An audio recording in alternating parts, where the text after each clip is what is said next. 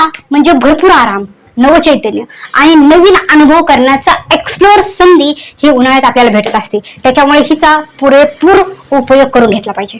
उन्हाळ्या सुट्टीत आपण काय करू शकतो? भरपूर मज्जा करायची, भरपूर काही खायचं, आराम करायचा आणि त्याचबरोबर आपल्या जी काही स्किल आपल्याला आवडते ना तिला आपण वेळ देऊन त्याच्यात खूप छान स्किल आपली वाढवायची.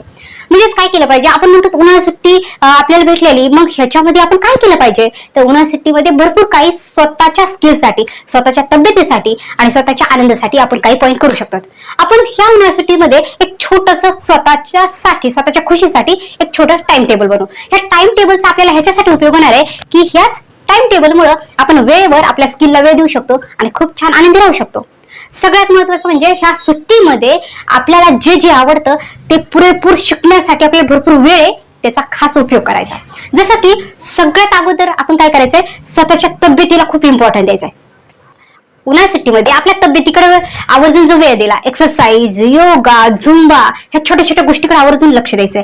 जर आपण एक्सरसाइज, झुंबा किंवा रनिंग केली तर नक्कीच ह्या उन्हाळ्या सुट्टीमध्ये तो जो निखरपणा आहे आपल्या चेहऱ्यावर दिसू शकतो, त्याच्याने आपण खूप स्मार्ट दिसू शकतो. नंतर आपण काय केलं पाहिजे, जे जे आपल्याला छोटे छोटे काय आवडतं, जे जे पदार्थ आपल्याला आवडतात ते छोट्या छोट्या रेसिपी करून सुद्धा आपण पाहायला पाहिजे. कारण आपला जो वेळ असतो त्याच्यात आपण थोडा वेळ देऊन छोटी छोटी रेसिपी आपण नक्कीच शिकू शकतो.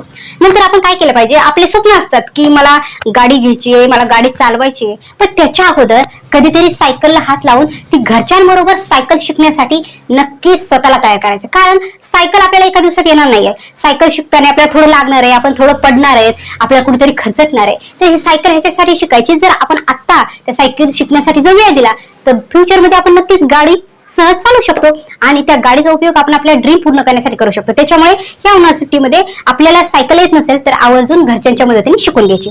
नंतर आपण काय केलं पाहिजे, छोटी छोटी कामं करण्यासाठी घरच्यांना मदत करायची. हे छोटी छोटी कामांमध्ये सुद्धा आपण स्वच्छतेकडे आवर्जून पाहू शकतो.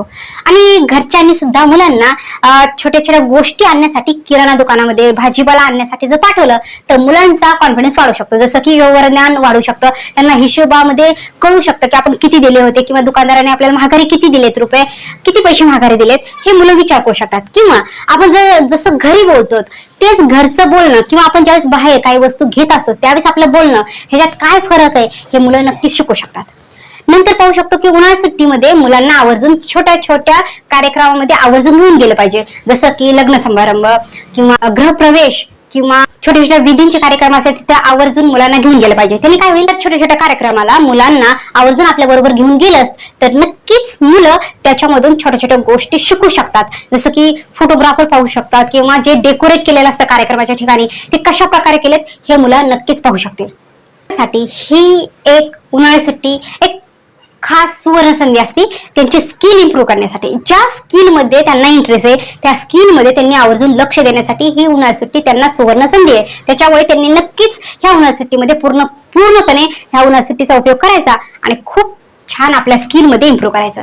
जसं की मी स्वतः मेकअप आर्टिस्ट आहे, मला स्विमिंग सुद्धा येतं, मला गाडी चालवायला येते, मी घर खूप छान सांभाळते, माझं स्वतःचं पार्लर आहे किंवा मला डान्स सुद्धा येतो. ह्या सगळ्या स्किल अगोदर माझ्याकडे नव्हत्या, पण मी ज्या वेळेस एक एक स्किल शिकत गेले त्यावेळेस मी भरभरून खुश राहत गेले. अशाच प्रकारे एका व्यक्तीमध्ये त्याच्या आवडीनुसार भरपूर स्किल त्या आत्मसात करू शकतो.